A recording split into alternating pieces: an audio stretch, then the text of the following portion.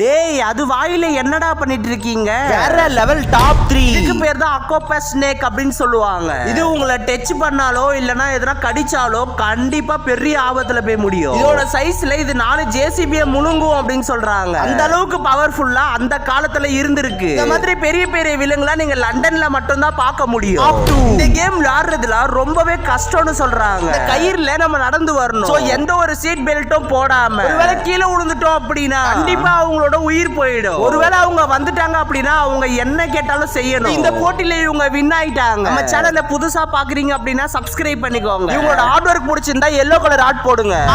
இவன் இப்ப உயிரோட இல்ல, ஸ்டண்ட் பண்றேன்னு சொல்லிட்டு நிறைய வீடியோஸ் இந்த மாதிரி போடுவாரு. நல்லா மோட்டிவேஷனா பேசிட்டு இருந்த அவரு நான் போயிட்டு வரேன் அப்படின்னு சொல்லிட்டு கையை விட்டாரு. இந்த மாதிரி ஒரு மனுஷனை பார்க்கவும் முடியாது, மறக்கவும் முடியாது. இந்த மாதிரி வீடியோஸ்க்கு லைக் அண்ட் சப்ஸ்கிரைப் பண்ணிக்கோங்க. அவர் இறந்துட்டாரு, அதனால ஐ லவ் மை நண்பான்னு கமெண்ட்ல போட்டுருங்க.